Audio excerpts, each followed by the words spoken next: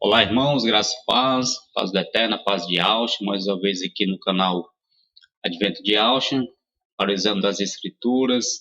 Como sempre, temos examinado aqui ao longo desses últimos anos a profecia que tem como fundamento aí revelar a nós a verdade do que vai acontecer nos próximos dias, do tempo do fim. Aliás, tempo esse do qual nós já estamos vivendo. Acreditamos que já chegamos no fim mesmo, no limiar já da história humana. Acredito que falta pouco para Yahshua Mashiach ele retornar a este mundo e tomar posse do seu reino, que é isso que nós mais aguardamos. E a profecia ela vem justamente nos dar luz sobre estes assuntos.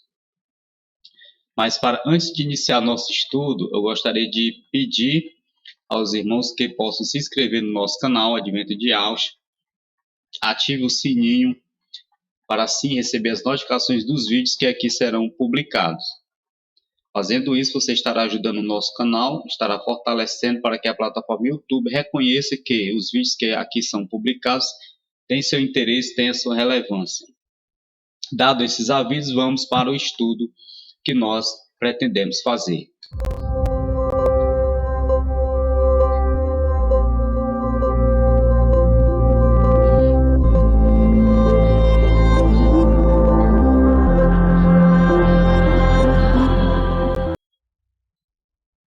Um dos temas que nós estamos abordando aqui, amados irmãos, amadas irmãs, é a questão do juízo.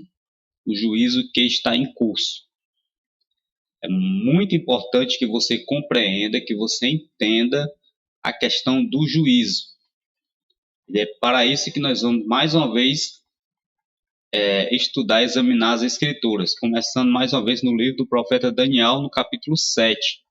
No capítulo 7 do profeta Daniel, ele teve um sonho sobre 4 animais.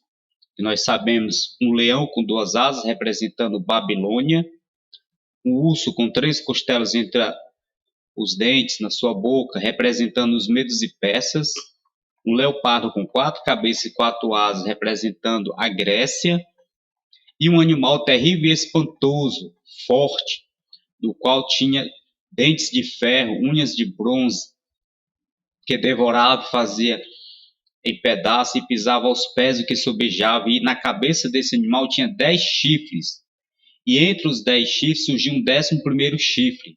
Nós sabemos que esse animal terrível e espantoso representa o Império Romano, mas os 10 chifres da profecia é a divisão do Império Romano, a sua ruína, a sua queda. Então surgiram os 10 chifres, que representam as 10 tribos bárbaras, ali por volta do século V, do século VI da nossa era. E entre esses 10 chifres surgiu um 11º chifre. O que seria esse 11º chifre? Nós entendemos, de acordo com a profecia e à luz da história, que o 11º chifre é o surgimento da Igreja de Roma, do estabelecimento, assumindo o poder não só religioso, mas também o poder político. O fato desse chifre arrancar 3 dos 10 significa que no surgimento da Igreja de Roma ela teve que se desfazer, vamos dizer assim, das 3 tribos arianas que não aceitavam a mensagem que a Igreja de Roma pregava. As tribos arianas, que eram os Érulos, os Vândalos e os Ostrogodos, sendo os Ostrogodos a última tribo a ser extinta, foram as 3 tribos arianas que foram ali perseguidas pelo poder político e religioso da Igreja de Roma. Quando a última tribo ariana, os Ostrogodos, eles caem, aí sim, por volta do 6º século, da primeira metade do 6º século, a Igreja de Roma se estabelece. E a partir dali, de 538 a 1798, vai se cumprir os 1260 anos da profecia, relacionada a um tempo, 2 tempos e metade de um tempo. Tudo isso está dentro do capítulo 7, mas a questão principal é o chifre pequeno. O chifre pequeno que nós entendemos ser o surgimento e estabelecimento da Igreja de Roma com o poder religioso, o poder político nas mãos. Então, o que a profecia vai nos dizer a respeito do juízo? Nós vamos ler agora o versículo de número 9, do capítulo de número 7. Eu gostaria de pedir aos irmãos que abrissem a escritura no livro do profeta Daniel, capítulo 7, versículo 9. Olha o que o profeta vai dizer. Continuei olhando até que foram postos uns tronos, e o ancião de dias se assentou. Sua veste era branca como a neve, e os cabelos da cabeça como a pura lã. O seu trono eram chamas de fogo, e suas rodas eram fogo ardente. Um rio de fogo manava e saía de diante dele. Milhares de milhares o serviam, e miríades de miríades estavam diante dele. Assentou-se o tribunal e se abriram os livros. Então percebam aqui, irmãos, uma cena de juízo. Quando é que esse juízo iria se estabelecer? Após a queda do chifre pequeno. O chifre pequeno duraria um tempo, 2 tempos e metade de um tempo, ou seja, traduzido isso em anos, daria 3 anos e meio. Traduzindo os anos em meses, daria 42 meses. Traduzindo os meses em dias, daria 1.260 dias. E nós sabemos que um dia na profecia equivale a um ano literal, ou seja, o chifre pequeno iria atuar por 1.260 anos, ou seja, por quase 13 séculos. Por quase 13 séculos, o chifre pequeno, ou seja, a Igreja de Roma, iria atuar com o poder político e poder religioso nas suas mãos, conduzindo o mundo conforme o seu entendimento. Quando se findasse os 1.260 anos, que aconteceu por volta de 1798, quando o Papa Pio VI ele foi preso por ordem de Napoleão Bonaparte, através de seu general Berthier, o Papa Pio VI ele foi preso e levado cativo para a cidade da França, para ser mais específico, para a cidade de Valência, onde lá ele passou um ano preso. Em 1799, um ano seguinte, ele veio a falecer na prisão. Então, quando esse poder cai, vamos dizer assim, vai dar-se início o que nós entendemos o juízo, porque a profecia ela tem um curso, ela tem um cronograma, uma cronologia. Primeiro, a questão do Império Babilônico. Segundo, a questão do Império Medo-Persa. Terceiro, a questão do Império Grego. Quarto, a questão do Império Romano. Quinto, nós temos as 10 tribos arianas. Sexto, nós temos o surgimento do chifre pequeno. Sétimo, a queda do chifre pequeno e o estabelecimento do juízo, do tribunal santo, que é o que nós lemos no capítulo 7, verso 9 e verso 10. Então, alguns irmãos e irmãs, eles, talvez por falta de conhecimento, de entendimento, ou por não querer enxergar, estão ignorando a fase do juízo. E o juízo está em curso. Quando findar o juízo, é que vai se completar o que está em Daniel, capítulo 7, versículo 13 e 14. Eu convido os irmãos para ler versículo 13 e verso 14. Aqui vai nos dizer: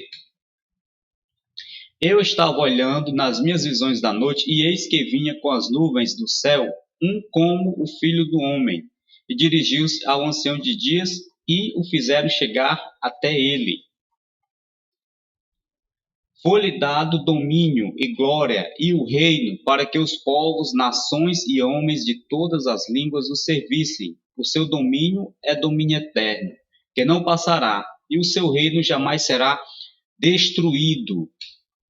Então perceba que após o juízo que está em curso, é que haverá o estabelecimento do reino do Messias, do reino de Yahshua.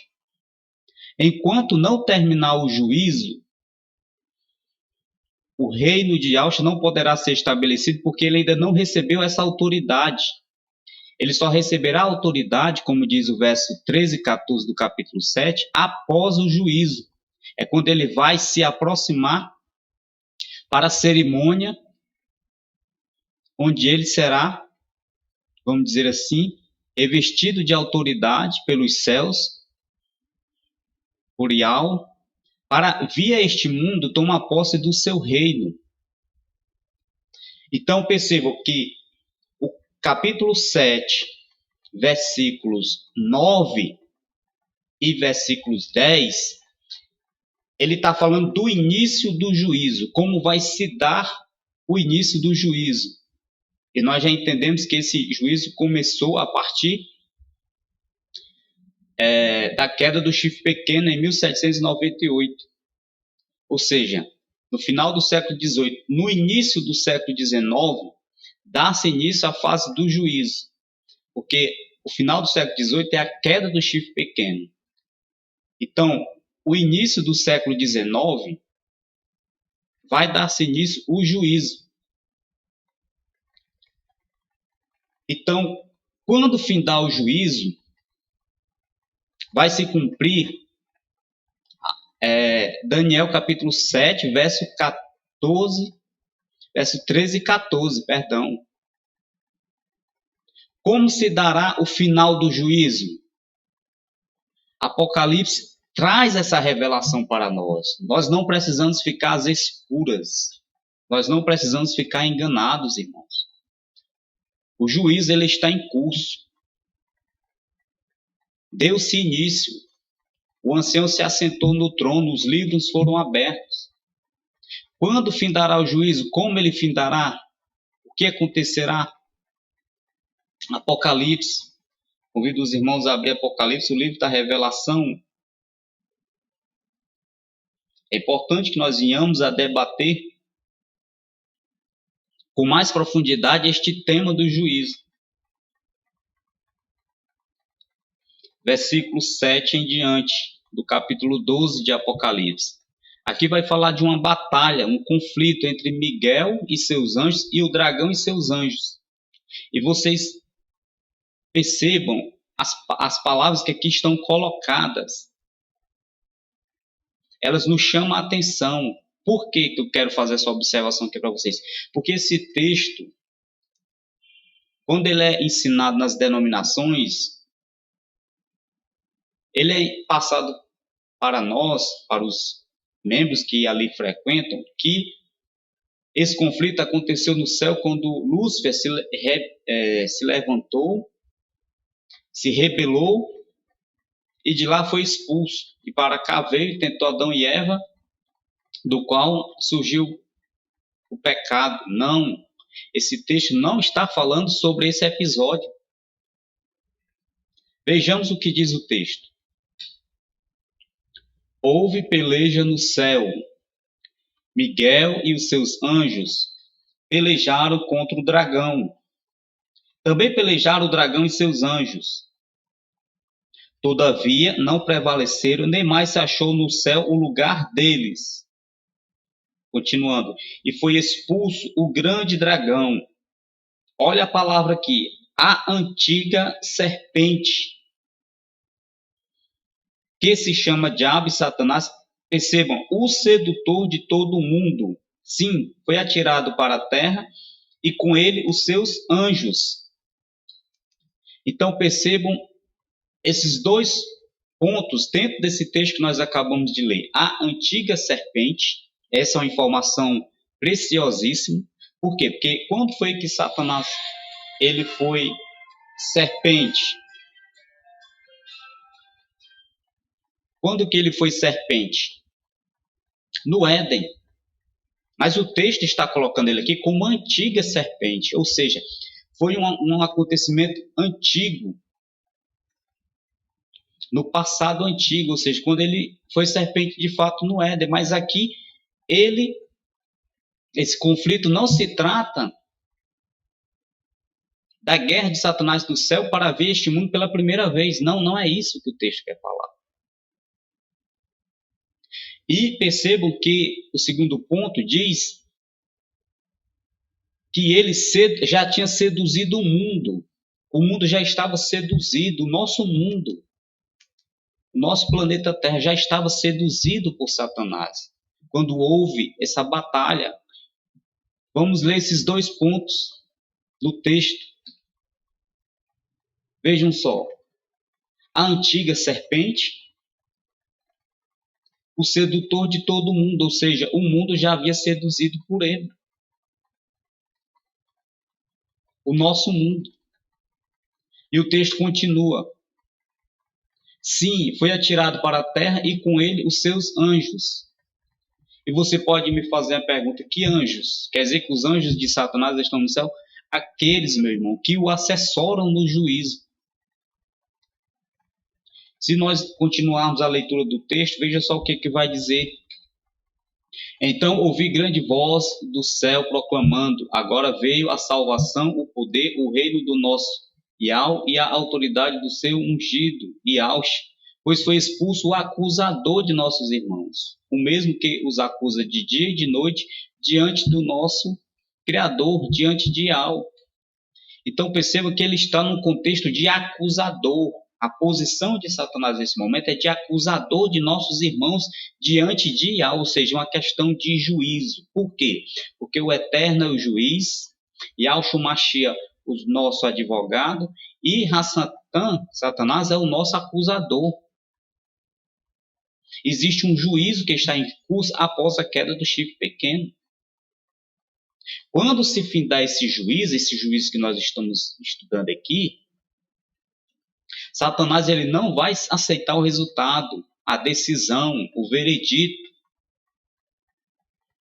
que Yahweh irá pronunciar. Qual é? Que os salvos que estão registrados no livro da vida serão decretados salvos e tomarão posse do reino com Yahshua.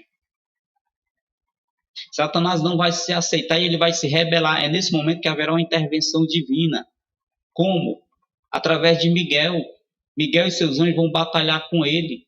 E ele também, Satanás e seus anjos também contra Miguel. E ele vai ser expulso. Então veja o final do juízo, como vai se dar. Daniel, capítulo 7, versículo 9 e 10, nos fala do início do juízo. E Apocalipse, capítulo 12, dos versículos 7 ao 12, nos fala do final do juízo. Então, quando o inimigo ele foi expulso, é nesse momento que ele vai transfigurar a vinda de Yahshua Mashiach. Ele vai imitar Yahshua Mashiach, a sua vida, porque ele conhece as escrituras, meu irmão. Ele está tentando fazer um novo repertório, vamos dizer assim. Veja o que Yahshua fala no capítulo 24 de Matitial, de Mateus. Muito simples de compreender e de entender. Do verso 25 em diante.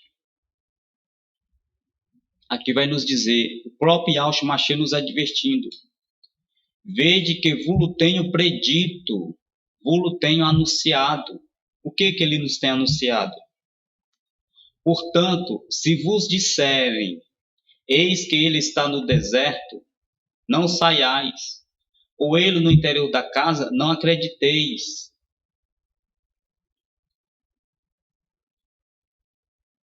Porque assim como o relâmpago sai do Oriente e se mostra até no Ocidente, assim há de ser a vinda do Filho do Homem.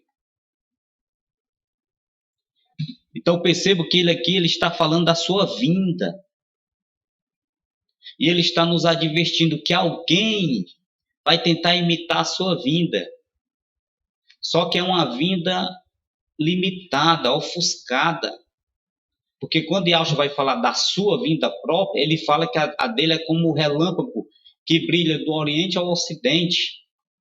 Já essa primeira vinda do falso Messias é ofuscada.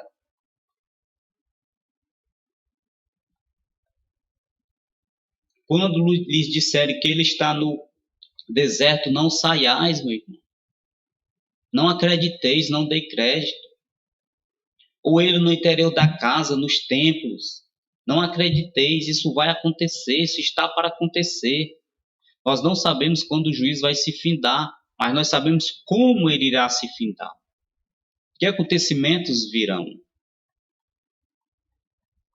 Então ele está para chegar, o falso Messias, e será recebido, meu irmão, pelos líderes religiosos. É isso que o texto 24 de Matitiel, verso 28, vai nos dizer.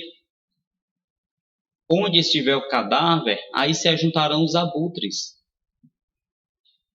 Tem muitos líderes religiosos aí que não sabem nem explicar o que esse texto significa. O que tem a ver? Eu já vi líderes religiosos fazer isso, questionar o que tem a ver a questão de abutres e de cadáver com a vinda de Yahshua. Porque ele está falando da sua vinda, mas ele também está falando da vinda do antimachia. Eu já vi líderes religiosos fazer esse questionamento e dar as suas explicações. Mas o cadáver aqui é Satanás, o cadáver ambulante. No interior da casa ou no deserto, ele vai estar andando, transitando. E enquanto Satanás está fazendo aqui a sua cena, porque pouco tempo lhe resta, e Yahshua Mashiach estará nos céus se preparando para receber autoridade, para reinar, para tomar posse do seu reino. Daniel 7, verso 13 e 14, como nós já lemos. É isso que Apocalipse vai nos falar. Voltemos a Apocalipse, o livro da Revelação, capítulo 12.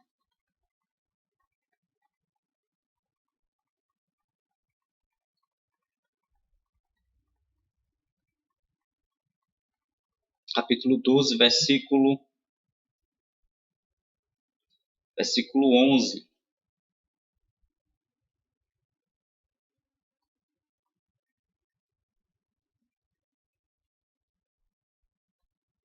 Versículo 10, 11 e 12. Olha o que vai nos dizer. Então ouvi grande voz do céu proclamando: agora veio a salvação, o poder, o reino do nosso Criador, Yahweh, e a autoridade do seu ungido Yahshua. Pois foi expulso o acusador de nossos irmãos, o mesmo que nos acusa de dia e de noite, diante do nosso Criador, diante de Yahweh. Eles, pois o venceram por causa do sangue do Cordeiro e por causa da palavra do testemunho que deram, e mesmo em face da morte não amaram a própria vida. Aqui está falando da igreja remanescente que vem sendo perseguida ao longo dos séculos, e haverá uma grande perseguição no final. Quando Satã se apresentar como sendo o Messias, a igreja remanescente irá dizer que não é ele, que é o falso Messias. E os líderes religiosos irão influenciar as multidões a vir contra nós. Haverá uma grande tribulação. Porque a igreja remanescente terá que fugir. Alguns dos irmãos talvez percam a sua vida para não negar Yahshua, para não aceitar o falso Messias. E o texto finaliza dizendo: por isso festejai, ó céus, e vós os que neles habitais, ai da terra e do mar, pois o diabo, o grande dragão, a antiga serpente, desceu até vós cheio de grande cólera, grande ira, sabendo que pouco tempo lhe resta. Gostaria de projetar aqui esse texto para vocês. Por isso festejai, ó céus, e vós os que neles habitais, ai da terra e do mar, pois o diabo desceu até vós cheio de grande cólera, sabendo que pouco tempo lhe resta. Pouco tempo lhe resta, meu. Pouco tempo, Satanás sabe. E é nesse pouco tempo que ele vai fazer a sua maior cena, o seu maior teatro, para enganar, se possível, os próprios eleitos. A humanidade já está seduzida.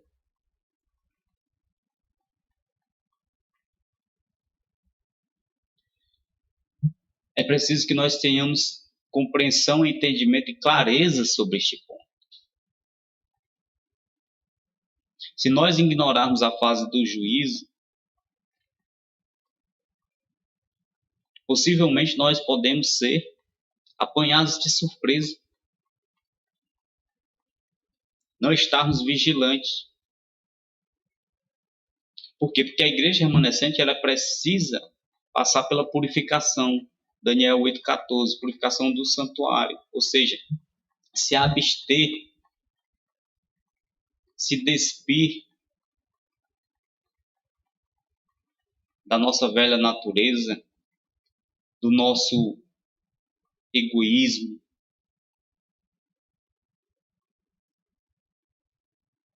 do nosso, talvez, nossos planos de vida, nossos projetos de vida. Vamos ter que rever essa situação, porque se nós acreditamos que está tão perto,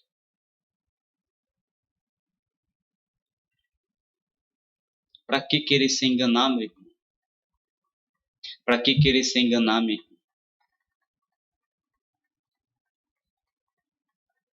Alguns irmãos estão aí se preparando, arrumando até as malas, vamos dizer assim, entre aspas,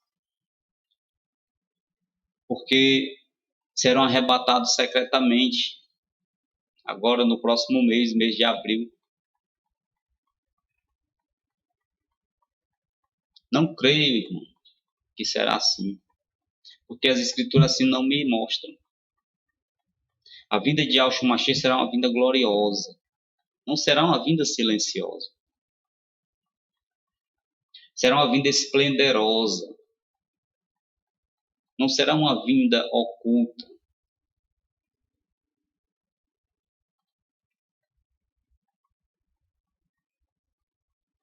Então é preciso que nós tenhamos uma compreensão correta da profecia. E muitos desses irmãos que acreditam no arrebatamento secreto, eles trazem essa ideia da profecia das 70 semanas. Eu quero fazer um questionamento só. Me responda só um, dentro das Escrituras, sobre a profecia das 70 semanas. Só um. Poderia colocar outros questionamentos aqui, mas eu faço só um. Onde está a base escriturística da palavra do Eterno para que você tenha autoridade, irmão ou irmã, de dizer que o relógio do Eterno parou na semana de número 69 e que após o relógio do Eterno parar, o tempo do Eterno parar com respeito a Israel, deu-se início o tempo dos gentios, ou o tempo da igreja, como os pastores aí pregam, que nós estamos vivendo no tempo dos gentios, e que a última semana das 70 vai se cumprir ainda. Me diga, baseado em que você está tirando, separando a última semana das 70?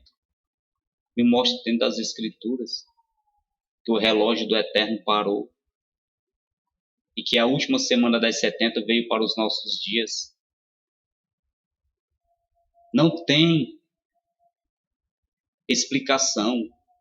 Se você é um estudante fiel e sincero da palavra, que eu creio que você seja, se você fizer uma pesquisa simples no Google, você vai ver que esse entendimento veio a partir do século XIX, de que a última semana das 70 foi separada, foi deslocada, porque deu-se início o período dos gentios ou o período da igreja.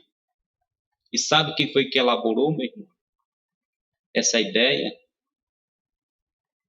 Os jesuítas, a ordem dos jesuítas. E sabem por quê?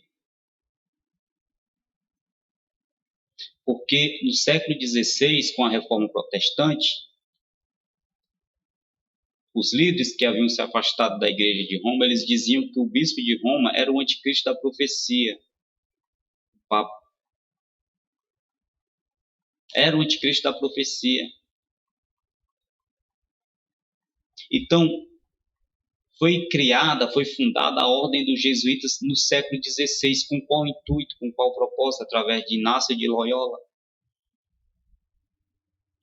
Fazer uma contra-reforma na igreja protestante. Não era na igreja de Roma, não. A contra-reforma era na igreja protestante. E qual era a principal mensagem que a igreja protestante falava? Que o bispo de Roma era o anticristo da profecia, o homem do pecado, o filho da perdição. Então eles elaboraram uma nova linha teológica, que é justamente a linha dispensacionalista. Quer dizer que o anticristo será um político influente no futuro e que não tem nada a ver com o bispo de Roma. E essa mensagem está sendo pregada dentro dos templos evangélicos.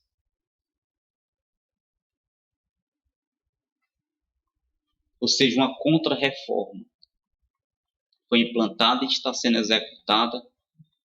E se você for bem a fundo mesmo, vou dar um exemplo aqui. Não sei se você já assistiu aqueles filmes Deixados para Trás. Se você assistiu aqueles filmes Deixados para Trás, você vai entender que aquela mensagem que está sendo passada por aquele filme é justamente para doutrinar o público evangélico, para que eles creiam que vai ser daquele jeito mesmo.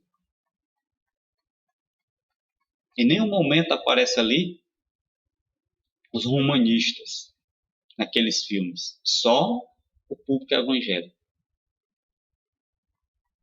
colocando a profecia da última semana das 70 de Daniel capítulo 9 no futuro. Então, por conta disso, dessa mensagem que está dentro da igreja evangélica, alguns irmãos da igreja remanescente pegaram essa ideia e trouxeram para dentro da igreja remanescente. Estão ensinando que a profecia das 70 semanas, a última das 70, vai se cumprir agora. Que eles serão arrebatados agora no mês de abril, vão ser arrebatados junto com Yaush, que Yaush vai vir para buscar os remanescentes, né?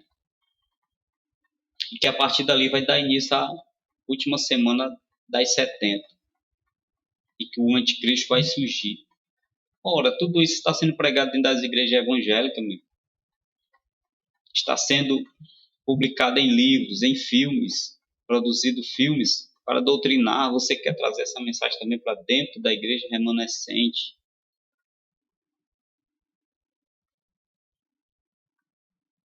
Quantas vezes mais os irmãos terão que se decepcionar?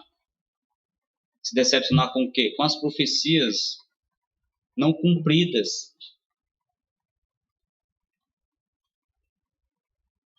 Porque as datas vêm e as profecias não se cumprem.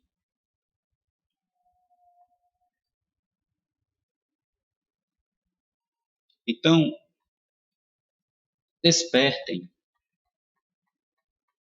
para o juízo que está em curso. Se preparem para serem aprovados no juízo, para que o seu nome esteja escrito no livro da vida, para ser membro do santuário do Eterno, da igreja de Yaush, para você ter direito à árvore da vida, para você ter direito ao reino de ao reino de Yaush.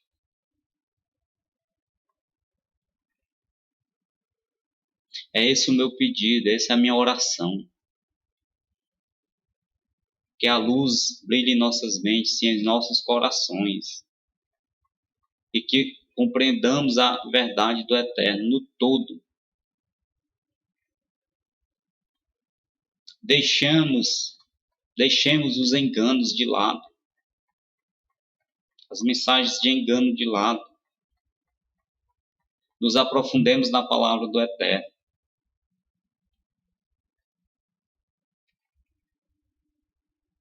Então, haverá uma batalha no céu, um conflito. Miguel e seus anjos pelejarão contra o dragão e seus anjos. Quer dizer que Satanás está nos céus com anjos? Sim, está. Em que parte do céu? Na parte em que o tribunal do juízo se faz presente. Não posso eu, um simples mortal, querer explicar para você como é o céu, como é o reino de Al lá em cima. A Escritura ela nos traz uma mensagem didática, uma mensagem muito pálida para que a gente possa ter apenas uma ideia de como é. Mas o real para nós é impossível compreender na nossa mente finita. Existe um local, sim, a Escritura revela, onde o tribunal se assentou. Vejam que a profecia diz que Ial se assenta no trono para dar início ao juízo. Existe esse local, esse espaço, onde está o Ial como juiz, onde está Yahshua como um advogado, intercessor, mediador, e está também Satanás como acusador de nossos irmãos. É isso que a palavra está nos dizendo. E assim como existem anjos, milhares e milhares e miríades de anjos assessorando Ial, assessorando o juízo, existem anjos que assessoram Yahshua, existem anjos que assessoram a Satanás, os anjos, no caso, os anjos caídos que assessoram Satanás, que levam relatórios de vida dos irmãos aqui para lá, deste mundo para lá. Por que o inimigo tem instigado a nós permanecermos em pecado, meu? A nós praticarmos o pecado, para que nosso nome não seja aprovado. O inimigo ele não está preocupado com quem está lá fora, não, da igreja remanescente, não. Ele está preocupado com quem está dentro da igreja remanescente. Aquela que não tem placa, não tem CNPJ, não tem paredes, que se reúnem em pequenos grupos para examinar as escrituras, em especial a profecia, ou seja, a igreja remanescente. É com esse que ele está preocupado. É esse que ele quer levar com ele. Então a igreja remanescente tem que compreender essa parte fundamental do juízo, porque isso antecede a vinda de Yahshua Mashiach. O capítulo 12 do profeta Daniel, nós temos que falar, porque fala a respeito do tempo do fim.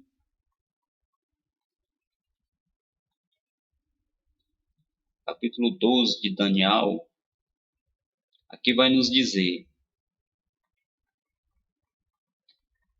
nesse tempo se levantará Miguel, o grande príncipe, o defensor dos filhos do teu povo, e haverá tempo de angústia, qual nunca houve, desde que houve nação até aquele tempo. Mas naquele tempo será salvo o teu povo, todo aquele que for achado inscrito no livro. Então perceba que há um tempo em que Miguel vai se levantar. O mesmo Miguel de Apocalipse 12. Qual é o tempo que Miguel se levantará? Após o juízo. Aquela guerra que Satanás travou, irá travar, aliás, do céu após o juízo. Miguel irá defender os filhos de Ial.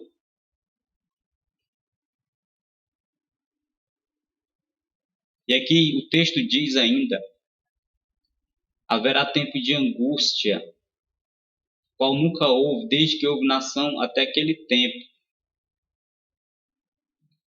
Ou seja, que tempo? O tempo do fim, o final de tudo. Que angústia é essa?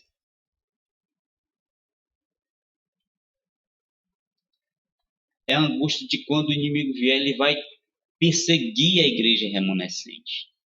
Lembre-se que o texto de Apocalipse 12, verso 12, fala que Satanás está irado, com cólera, com ira, sabendo que pouco tempo lhe resta. Ele irá proporcionar uma perseguição ferrenha, dolorosa à igreja remanescente. É preciso que nós estejamos preparados e compreendamos este ponto. Mas o texto diz ainda: mas naquele tempo será salvo o teu povo, todo aquele que for achado inscrito no livro. Que livro é esse? O livro da vida. É esse o propósito de Satanás, é fazer com que o nosso nome venha a cair do livro da vida no juízo, venha a ser retirado do livro da vida, excluído. Porque no momento que nós aceitamos a Yahshua Mashiach, nosso nome é registrado no livro. Quando você nasce, meu irmão, minha irmã, o seu nascimento biológico, você é registrado no cartório, não é? O nosso nascimento espiritual em Yahshua Mashiach, após a nossa imersão, o nosso nome é inserido no livro da vida. E o inimigo está nos tentando, usando meios e formas e instrumentos satânicos para nos tentar, para que nós venhamos estar em pecado, para que o nosso nome seja retirado do livro da vida. Ou seja, ele cria argumentos para que ele faça acusação contra nós mesmos. É preciso que Yahshua nos defenda. Mas é preciso também que nós tenhamos uma vida em santidade. Daniel 8,14. A purificação do santuário, a igreja tem que ser purificada dos seus erros, dos seus enganos, do seu egoísmo. Voltemos para Daniel, capítulo 12, verso 2. O texto continua: muitos dos que dormem no pó da terra ressuscitarão, uns para a vida eterna e outros para a vergonha e horror eterno. Ou seja, a ressurreição dos mortos em Yahshua Mashiach. Na vinda de Yahshua Mashiach, na sua vinda gloriosa, haverá a ressurreição dos justos que caíram por conta da morte.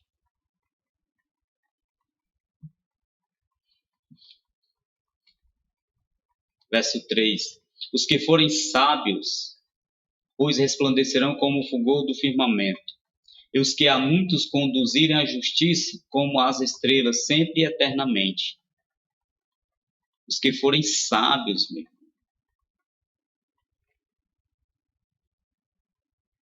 Os que conduzirem a muitos à justiça. A justiça de Yahweh, a justiça de Yahshua, ou seja, compreender e entender o juízo. Esse é o nosso propósito nesse canal Advento de Yahshua. Nós daqui não precisamos fazer malabarismo da profecia, da palavra, para tentar atrair a sua atenção, não. A profecia é muito simples, muito fácil de ser compreendida. Basta nós traçarmos uma linha de tempo, cronologicamente falando, que nós iremos compreendê-la e entendê-la. Em qual momento nós estamos vivendo? No momento do juízo. Nós não estamos às escuras, às cegas. Não. A profecia nos traz luz, compreensão. Então, aqueles que conduzirem o povo à justiça resplandecerão, diz o texto, como o fulgor do firmamento. Louvado seja Yahweh dos exércitos. E o texto continua: tu, porém, Daniel, encerra as palavras e sela o livro até o tempo do fim. Muitos o esquadrinharão e o saber se multiplicará. Daniel vai falar: então eu, Daniel, olhei e eis que estavam em pé outros dois, um de um lado do rio, o outro do outro lado. Um deles disse ao homem vestido de linho, que estava sobre as águas do rio: quando se cumprirão estas maravilhas?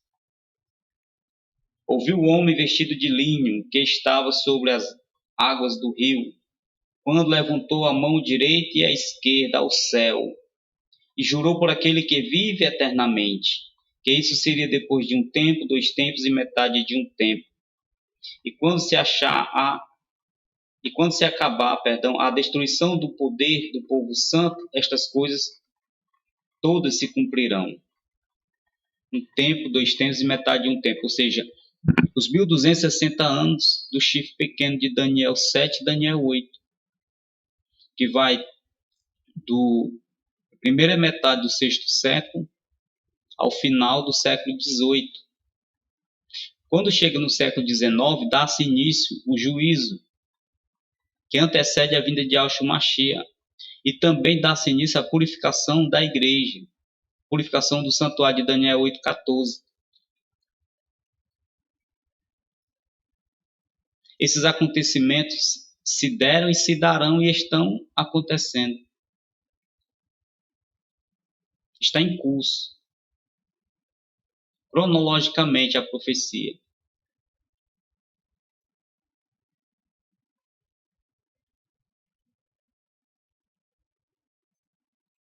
Verso 8. Eu ouvi, porém não entendi. Então eu disse: Adão, qual será o fim destas coisas? Daniel pergunta, e ele respondeu: Vai, Daniel, porque estas palavras estão encerradas e seladas até ao tempo do fim. Muitos serão purificados, embranquecidos e provados, mas os perversos procederão perversamente. Nenhum deles entenderá, mas os sábios entenderão. Mas os sábios entenderão. Quais sábios, irmãos? Os sábios na palavra. Aqueles que estudam com humildade de espírito, que buscam o conhecimento da verdade, da profecia, que se desprenderam dos dogmas e ensinamentos das denominações religiosas, que a própria profecia chama de grande Babilônia, a confusão, a grande confusão. Se desprenderam, se afastaram e têm um entendimento à luz da profecia através do espírito de profecia. E para finalizar, verso 11 e 12. Depois do tempo em que o sacrifício diário for tirado e posta a abominação desoladora, haverá ainda 1290 dias. 1290 dias. Ou seja, aqui já está falando do século XIX, que é a partir do século XIX, que a profecia da purificação do santuário dá-se início, que o juízo para julgar as atrocidades que o chifre pequeno cometeu na Idade Média contra o povo do Eterno dá-se início. E o verso 12, olha que verso maravilhoso. Bem-aventurado o que espera e chegue até 1335 dias. Esses 1335 dias já é a segunda metade do século XIX. Ou seja, a igreja está passando por um processo de purificação, de restauração. Ela saiu da idade escura, da idade das trevas, da idade média, os quase 13 séculos de apostasia, em que a igreja remanescente esteve fugindo da ira do chifre pequeno, da igreja de Roma. Então, já no século XIX, as coisas começam a clarear para a igreja remanescente.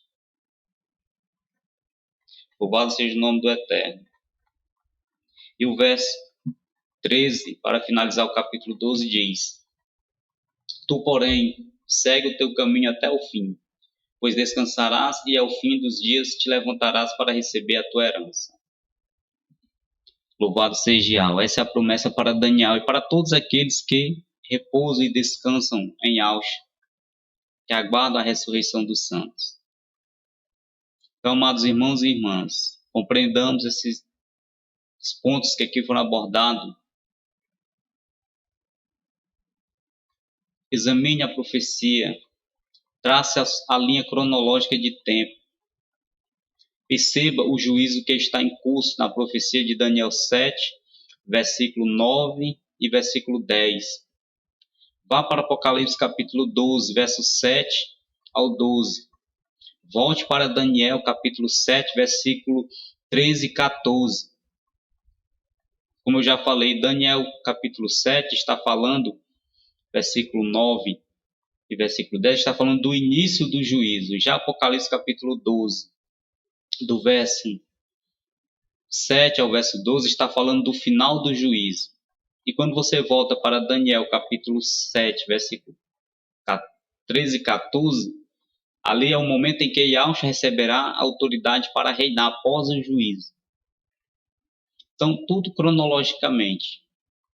nas linhas de tempo da profecia. Então, louvado seja o nome do Eterno. Que nós possamos estar preparados para serem aprovados quando o nosso nome for apresentado no juízo. Não sei se já foi ou se será ainda. Mas é preciso que nós estejamos preparados. Após esse juízo, Yahushua virá. Mas antes que Yahushua venha, o falso Messias se apresentará. O cadáver ambulante, onde os abutres estarão ali no seu entorno. Mas nós compreenderemos tudo isso à luz da palavra. Fiquemos tranquilos com o Espírito de Yahushua sobre nós, o Espírito de alma. Louvado seja o nome do Eterno. Para finalizar, eu gostaria de colocar aqui um hino, irmãos.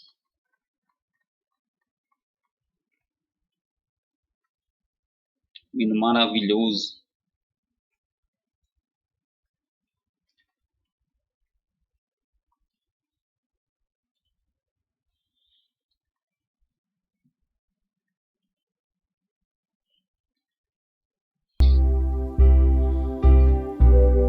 Louvado seja o Eterno. O meu nome está no livro da vida.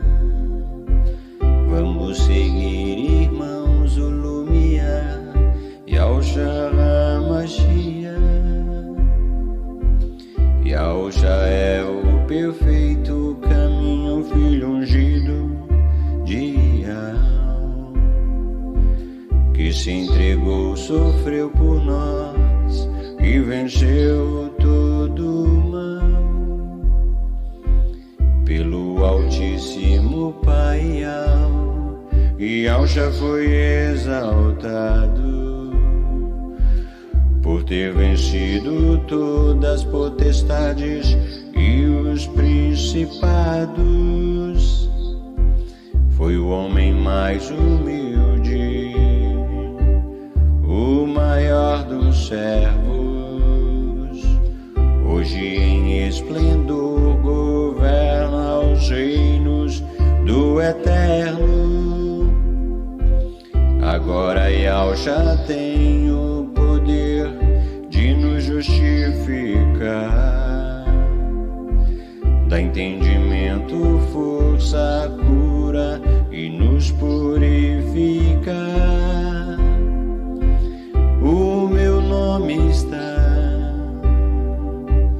no livro da vida. Vamos seguir, irmãos, o Lumiar e ao Mashiach. Yahushua é o amor, a verdade e a porta a Yahweh, do adorado pleno, justo Pai celestial. Yahushua é o Rei dos reis, a quem iremos nos juntar. As novas criaturas que Yahweh recriou para o seu lar. Vamos unir, irmãos, ao corpo do Mashiach. Ser justo, funcional, fraterno e crer com alegria. Inshallah, clamar a Yahweh pelo seu porta-voz, por todos os irmãos, e Yahushua se lembrará de nós. O meu nome está no livro da vida. Vamos seguir, irmãos, o Lumiar e Yahushua Mashiach. Eu vou seguir a luz. Vamos seguir Yahushua.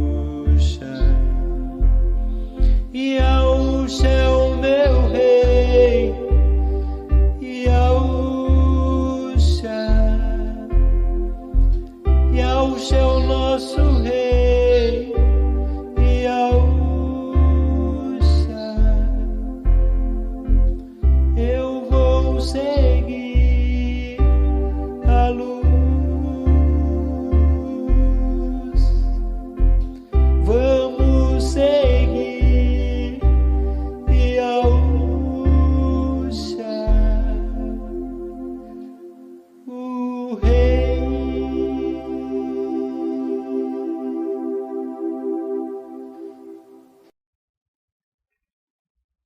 Como diz esse belo hino, irmãos.